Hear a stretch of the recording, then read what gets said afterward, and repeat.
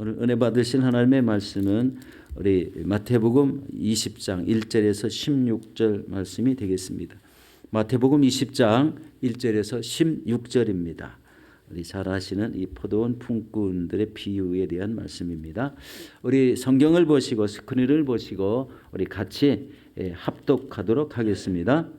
천국은 마치 품꾼을 얻어 포도원에 들어보내려고 이른 아침에 나간 집주인과 같으니 그가 하루 한 데나리온씩 품꾼들과 약속하여 포도원에 들여보내고 또 제3시에 나가보니 장터에 놀고 서 있는 사람들이 또 있는지라 그들에게 이르되 너희도 포도원에 들어가라 내가 너희에게 상당하게 주리라 하니 그들이 가고 제6시와 제9시에 또 나아가 그와 같이 하고 또 제11시에도 나가보니 서 있는 사람들이 또 있는지라 이르시되 너희는 어찌하여 종일토록 놀고 여기 서 있느냐 이르되 우리를 품꾼으로 쓰는 이가 없음이니이다.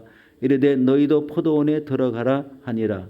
저물매 포도원 주인이 청지기에게 이르되 품꾼들을 불러 나중 온 자로부터 시작하여 먼저 온 자까지 삭슬 주라 하니 제11시에 온 자들이 와서 한 데나리온씩 받거늘 먼저 온 자들이 와서 더 받을 줄 알았더니 그들도 한 데나리온씩 받은지라.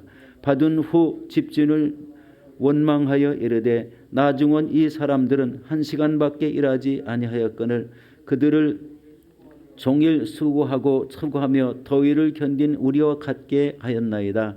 주인이 그 중 한 사람에게 대답하여 이르되 친구여 내가 내게 잘못한 것이 없노라. 내가 나와 한 데나리온의 약속을 하지 아니하였느냐.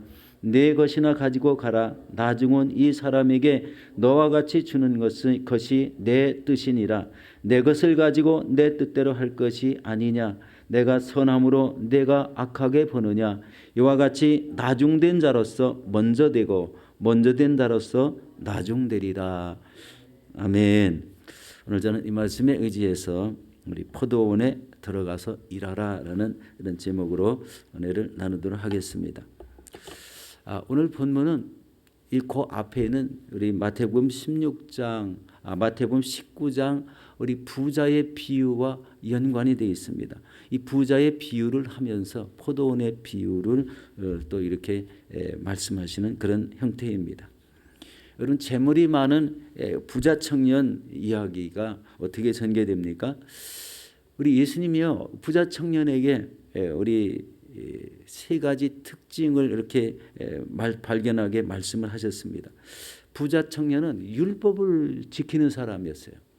우리 이 내용에 보면은 10계명을 다 지켰다 이렇게 말씀을 하고 있습니다. 그런데 이 부자인 것을 아는 예수님께서 내가 가진 것을 다 나눠주고 나를 따르라 했을 때 이 부자가 그것을 실천하지 않고 슬픈 기색을 띠고 예수님을 떠나가는 이런 장면이 나오죠. 그런데 그 말씀 뒤에 너는 나를 따르라 재물을 나눠주고 나를 따르라 하는 이 따르라는 말씀을 거절하는 사람이 되었어요. 영생이 주어지는 순간에 본인이 영생의 길을 끊어버리는 이런 모습을 느끼게 하고 있습니다. 이 부자 청년에 대한 예수님의 결론은 이렇게 얘기합니다. 부자가 천국에 들어가기가 어렵다고 하시며 비유를 말씀하신 낙타가 바늘기로 들어가는 것이 부자가 하나님 나라에 들어가는 것보다 쉬우니라 라고 이렇게 말씀을 합니다. 그런데 이 말씀을 예수님의 말씀을 들었던 베드로가 우리 마태복음 19장 27절에 이렇게 말씀합니다. 이에 베드로가 대답하여 이르되 보소서 우리가 모든 것을 다 버리고 주를 따라 싸운데 그런즉 우리가 무엇을 얻으리까? 라고 이렇게 질문을 합니다. 이 질문에 답변하신 그러니까 이 부자 청년 이야기와 이 베드로의 질문에 답변하신 내용이 오늘 포도원의 품꾼의 비유를 말씀하고 계십니다. 이 비유에서 이 포도원은 천국을 말합니다. 이 포도원의 주인은 하나님이고 또 우리 뒤에 전개될 때 우리 청지기가 나오는데 청지기는 예수 그리스도를 의미합니다.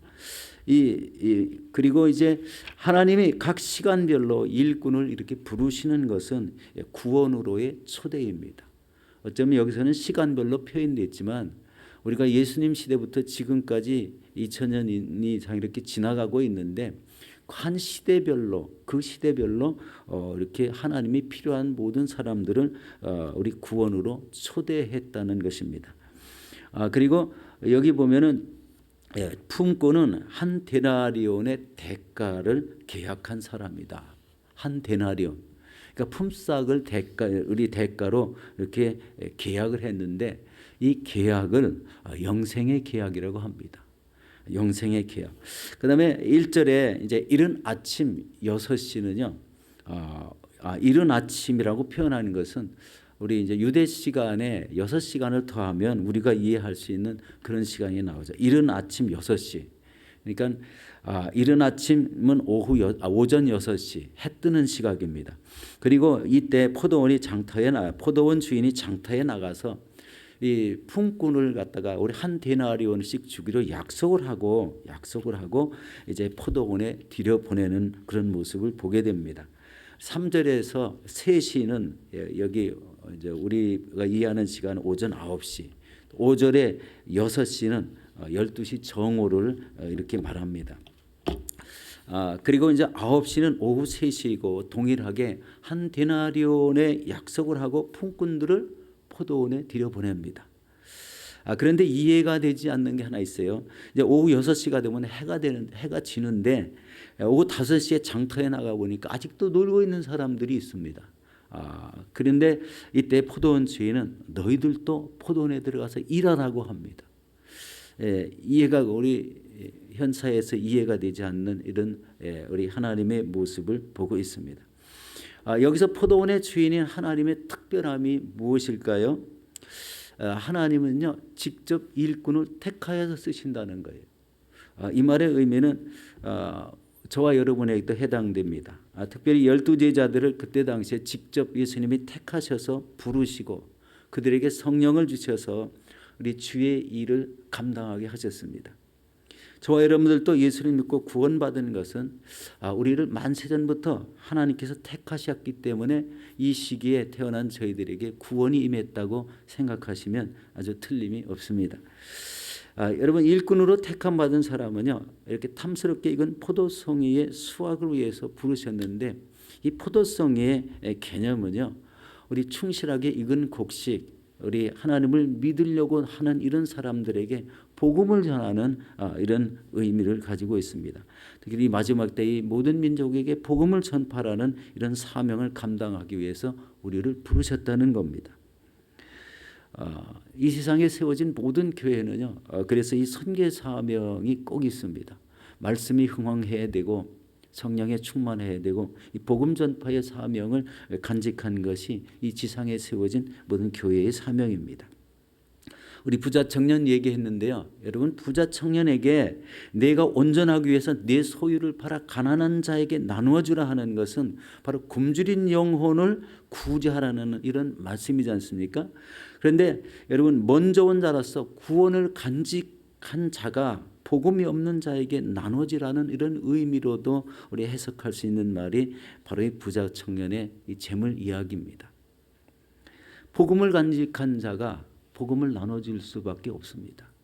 내가 믿은 이 예수님 구원의 간격이 있는 사람이 바로 하나님의 은혜를 받은 사람이 이런 복음을 전하는 그런 위치에 설 수밖에 없다는 것입니다.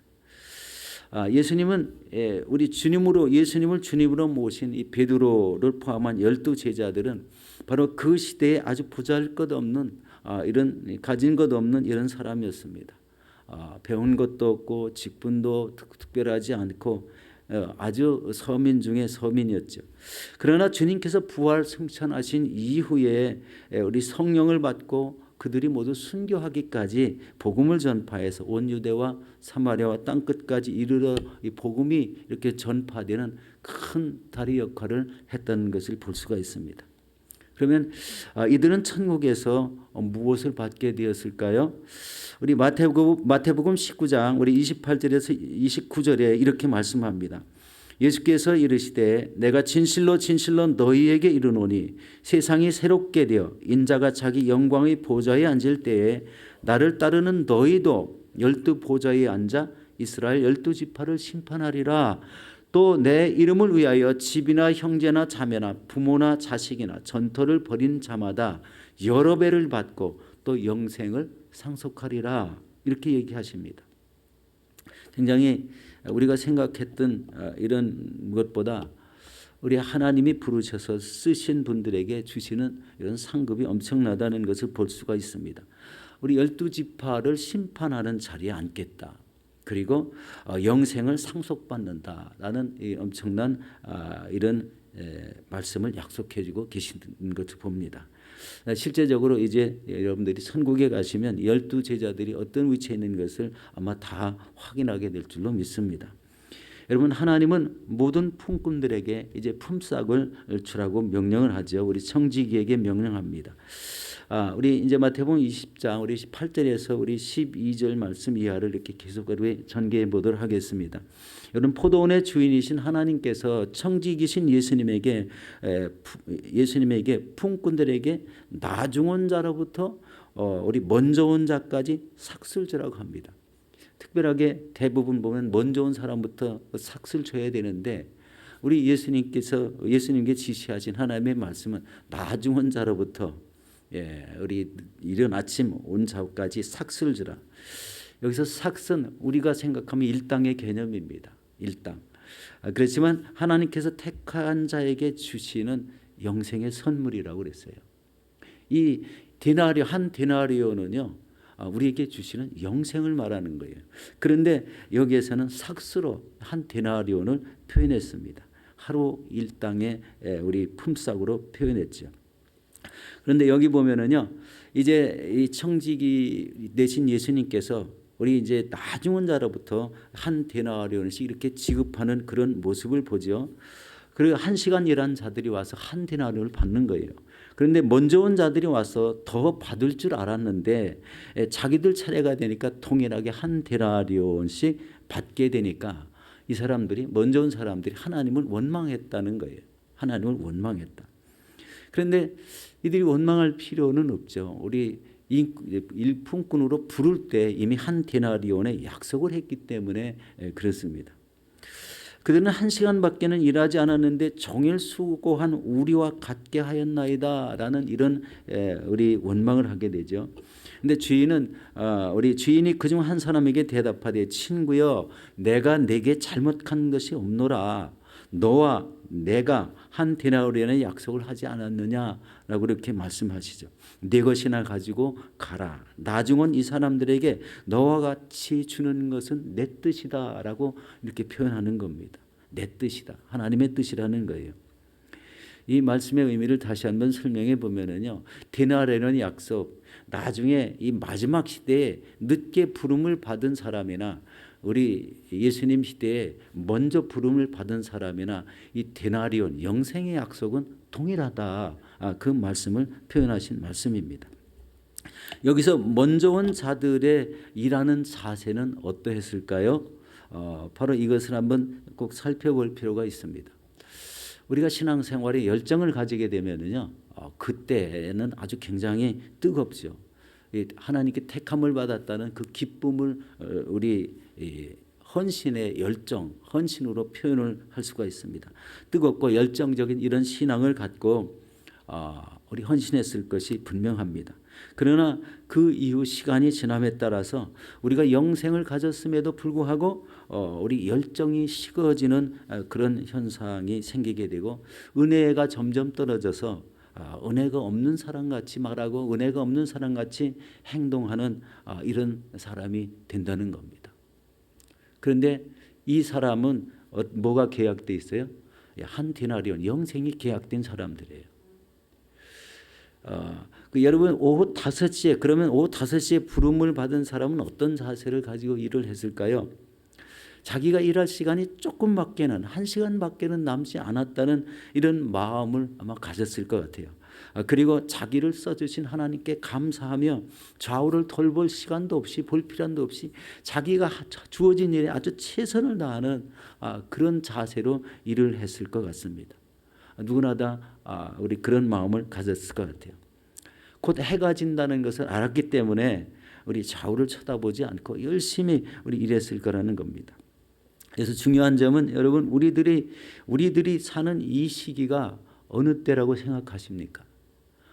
이른 아침에 우리를 부르신 그때가 아니라 지금 시기가 바로 이 1시간밖에 일할 수 없는 그런 때가 아닌가 이렇게 생각을 보게 됩니다. 그러면은 우리가 일하는 자세는요, 좌우를 돌볼 필요가 없어요. 하나님이 주시는 그 남겨진 해가 지는 시간이 너무 짧기 때문에 나가서 주어지는 시간에 최선을 다하는 이런 일밖에는 남지 않았다는 겁니다. 그래서 우리가 이 신앙의 정신 자세가 지금이 어떤 때라는 것을 우리 알라는 겁니다. 지금은 마지막 때이고 곧 예수님이 오셔도 이상하지 않은 이런 세상 흐름을 보고 있습니다. 우리 코비드19가 계속 확산되는데 양로원에 계신 어르신들 신방을 못할 정도로 너무 많이 확산이 돼가지고 우리 이제 양로원에 계신 어르신들이 나오지도 못하고 신방도 가지 못하고 지금 현재 그런 상태되어 있습니다. 전쟁이 아직도 그치지 않고 그 전쟁 여파로 경제적인 전 세계 어려움이 한꺼번에 겹치는 걸 봅니다.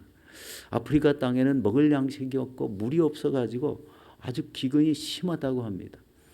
이런 현상은 우리가 이 풍성한 이 나라에 사니까 잘 모르지만 아마 현지에서 그런 전쟁을 겪고 우리 양식이 없어서 물이 없어서 고통당하는 이런 사람들에게는 엄청난 이런 고통의 시기가 아닌가. 이것이 바로 이 시기적인 현상, 마지막 때 우리가 분별해야 되는 그런 현상이 아닌가 이렇게 생각을 됩니다. 그런데 이때 우리의 신앙의 자세는 최선을 다하는 이런 자세를 가질 수밖에 없다는 것입니다. 최선을 다해서 충성하고 열심을 다해서 모든 것을 함께 이루려고 하는 이런 마음의 자세가 필요합니다. 여러분, 참된 신앙의 마음 자세를 다시 한번 정리해 보면요, 내가 상 받기만 위해서 하나님의 일을 감당한다면 먼저 온 포도원 일꾼밖에는 되지 않는다는 거예요. 그러나 나를 택하신 하나님의 은혜에 감격하는 것, 그리고 나의 죄를 다 씻어주시고 하나님의 자녀로 삼으셔서 그 은혜에 감격해서 하나님이 주시는 모든 일들을 최선을 다해서 감당해 나가는 이런 자세가 오늘날 우리가 가져야 될 자세라는 것입니다. 우리 이제 신방을 갔는데 어느 연로하신 우리 어르신이 이렇게 얘기하는 거예요. 내가 봉사할 때 열심히 했는데 무엇을 잘못했고 무엇을 어떻게 했고 하나님 돈 전에서 물질을 가져다가 썼는데 너 돈도 떼어먹었지? 뭐 이런 이야기를 했다는 그런 이야기를 들어봤어요. 그런데 그때는 그게 막 화가 나고 그때는 막 저 사람이 왜 이상한 있지도 않은 소리를 할까 이런 이야기를 한다고 생각했는데 이제 연세가 많이 드셔서 지금 생각해 보니까 그것도 은혜였다. 그렇게 잘못된 말을 들어도 내 마음속에는 그때 열심히 헌신하고 충성을 다했다는 이런 그 생각 가운데 그것이 은혜로 지금은 생각이 되더라. 이런 말씀을 들어봤습니다.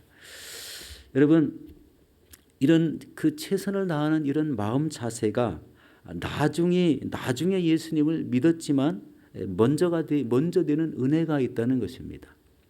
우리 오늘 이제 마태복음 20장 16절 마지막 절에 이렇게 말씀하지 않습니까? 이와 같이 나중된 자로서 먼저 되고 먼저 된 자로서 나중되리라. 여기 중요한 의미가 뭐냐면요, 여기서 나중에 택함을 받았지만 먼저 된 자라는 거예요. 이 사람은요 천국을 소유할 자입니다. 그런데 먼저 택함을 받았는데 영생에서 죄된 사람이 나중된 자예요. 이것이 굉장히 큰 개념이 있습니다. 열심히 신앙생활한 것 같았는데 하나님의 은혜를 잊어버리고 나중에는 신앙을 간직한 자인지 신앙이 있는 자인지 구별하기 어려울 정도로 된 이런 사람의 상태를 표현한 것 같아요. 산 소망을 분명히 하나님께서 주셨는데 구원의 확신을 주시고 한 데나리온의 영생을 주셨는데도 나중에는 믿는 사람같이 행동하지 않았다는 거예요.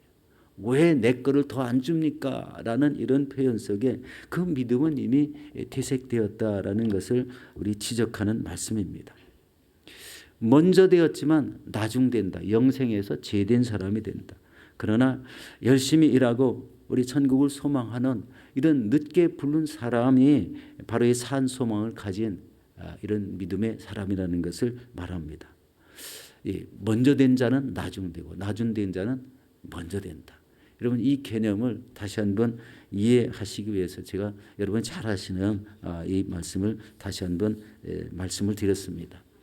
사랑하는 성도 여러분, 우리는 웬일인지 웬 은혜인지 하나님께서 부름을 받으셔서 우리 천국 백성이 된 사람입니다. 이 천국 백성의 은혜를 끝까지 감당하기 위해서 해야 될 일이 뭐예요? 우리 하나님의 일에 헌신과 충성입니다. 맡은 일에 최선을 다하는 것입니다. 그리고 하늘의 소망을 끝까지 간직하면서 우리 영생이라는 품삯이 나에게 주어졌다는 것을 확신하시고 매사에 헌신하고 충성을 다하시는 저와 여러분들이 되시기를 예수 이름으로 축원합니다.